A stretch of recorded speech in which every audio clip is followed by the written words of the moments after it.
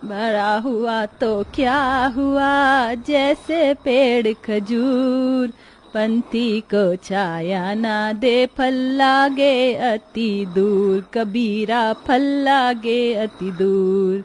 चलो ये मटका तो बनकर तैयार हो गया। 65-70 साल की बूढ़ी गोदावरी कड़ी चिलचिलाती धूप में चाक पर मेहनत से मटके बना रही थी। ओहो हो, हे राम जी, ये जेठ की गर्मी तो काटे नहीं कटती, कंठ सूखने को हो रहे हैं। राम्या, ओ राम्या बेटी, जरा 2 घूंट पिला दे। लाई दादी माँ। राम्या मटके में से पानी लेके फटे पुराने ढबोल से सूट में झोपड़ी में से आती है। ये लो दादी माँ पानी। गर्मी के मारे पानी में उबाल था। अरे राम्या, ये कैसा पानी लाई है, चावल के अदहन जैसे उबल रहा है, घड़े में से नहीं लाई क्या? मटके में से ही लाई हूँ दादी, लेकिन पूरी जमीन एकदम भभक रही है, इसलिए मटके का पानी भी ठंडी नहीं रह पा रहा है। चलिए दादी, खाना खा लीजिए। अभी मुझको भूख नहीं, तू खा ले और सीबू टीलू को भी खिला दे, मुझको मटके बनाने हैं। जानती हूँ दादी माँ, लेकिन शरीर भी जरूरी है। एक तो सुबह से आप भूखी प्यासी मटके बनाने में लगी है, टाइम से रोटी पानी भी नहीं खाती। चलिए, वरना हम में से कोई नहीं खाएगा। तू नहीं मानेगी, चल। गोदावरी झोपड़ी में आ जाती है, जहाँ राम्या ने एक ही थाली लगाई हुई थी, जिसमें कुछ सूखी रोटी के संग में प्याज था, जिसके पास में बैठे टीलू और सीबू खाने की ललक में टुकुर टुकुर ताक रहे थे। मुझे तो बहुत जोरों की भूख लगी है टीलू दीदी, आज तो मैं 2 रोटी खा जाऊंगा।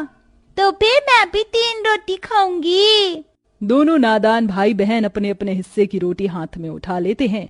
झोपड़ी के छत और सिरे से लू भरी गर्म हवा सीधा अंदर आ रही थी, जिसे बच्चे पसीनों में तरबतर थे। घर की ये गरीबी भरी परिस्थिति गोदावरी के मन में सवाल पैदा कर देती है। हे भगवान, इन मासूम से इनके माता पिता को दूर करके तुझे क्या मिला? अगर आज जगदीप जिंदा होता तो ऐसा बुरा हाल भी नहीं होता। मैं गरीब बुढ़िया मटके बनाकर बेच कर भी इनका पेट ठीक से नहीं भरवा पा रही, और ना तो इस भयंकर गर्मी में कोई सुख सुविधा ही दे पा रही हूँ। ऐसा ख्याल करके गोदावरी का मन वेदना से भरा था। उसकी परिस्थिति हमेशा से इतनी बुरी नहीं थी जब तक उसका बेटा जिंदा था, लेकिन ईश्वर की नियति के आगे किसी की नहीं चली। दोनों पति पत्नी इमारत बनाने में ईंट ढोते थे, जिसके दौरान नई नई बनी इमारत टूट जाने में वहां मौजूद बाकी मजदूर के साथ उन्होंने भी अपनी जान गंवा दी। तब से अकेले ही गोदावरी 3 पोते पोती को पाल रही है। वो रोज मीलों दूर नदी पर से मिट्टी सर पर उठाकर लाती और मटके बनाकर बेचती।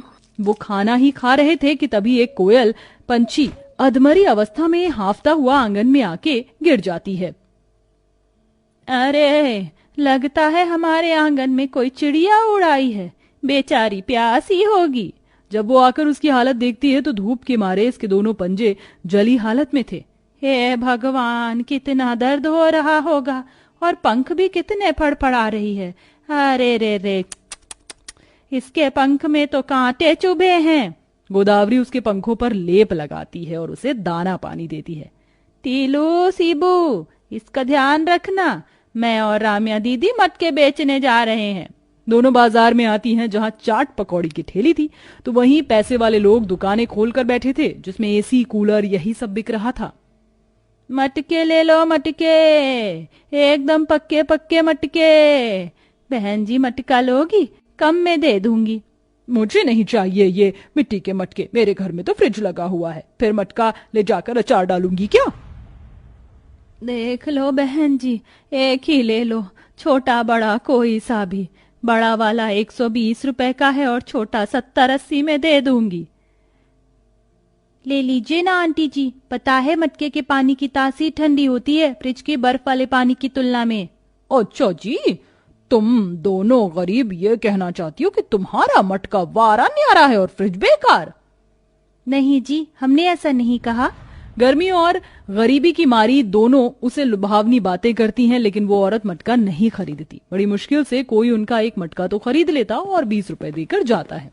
पता नहीं हम गरीब इतनी मेहनत करते हैं फिर भी खुदा बाप फल क्यों नहीं देता। इसमें तो वो ठागेरू बटुक बनिया इतना कितना सा आटा देगा। आटा भी 40 रुपए बिक रहा है। कड़ी गर्मी में भी कमर तोड़ मेहनत के बाद भी उन्हें दुख ही था, क्योंकि सिख विलासिता के जमाने में लोगों ने मिट्टी और उससे बनी वस्तुओं की कीमत खो दी थी। जरा से आटे में रोटियां बनाकर सब खाते हैं। ये क्या दादी माँ, आज भी नमक रोटी? इतनी गर्मी में मुझसे नहीं खाई जाएगी। मेरे लिए ठंडी ठंडी लस्सी या दही मंगा दो। हाँ दादी, घर में एक पंखा भी लगवा दो ना, मुझे तो निन्नी रानी भी नहीं आती हैं। उन्हें गर्मी से तड़पता देखकर गोदावरी का दिल व्यथा से रो पड़ता है। ला दूंगी पंखा भी मेरे लाल, बस थोड़ा टाइम दे, अभी परिस्थिति मेरे हाथ में नहीं। वहीं पंछी बैठी बैठी उनकी दुविधाओं को सुन रही थी। जहां पैसे वाले लोग गर्मी में एसी, कूलर, फ्रिज को सुख सुविधा भोग रहे थे, इधर गरीब परिवार दिन रात गर्मी सह रहे थे। जहां दिन भर लू चलती तो रात को घर जमीन सब कुछ एकदम तवे की तरह ही तपता रहता, जिससे उनका सोना खाना पीना सब बेहाल हो जाता है। फिर भी दादी पोती दिन दिन भर मटके बनाकर गली गली जाके उसे बेचती थी। फिर एक रोज गर्मी से गोदावरी करहाने लगी और ठंडे पानी की इच्छा जताती है।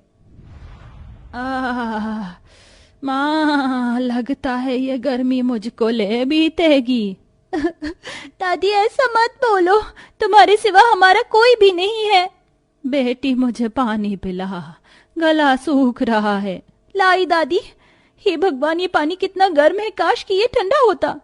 तभी वह पंछी एकदम सोने की चिड़िया बनाकर चोंच से इंसानी भाषा बोलती है। राम्या, रो मत, तुम्हारी इच्छा मैं पूरी करूंगी। तुम बोल सकती हो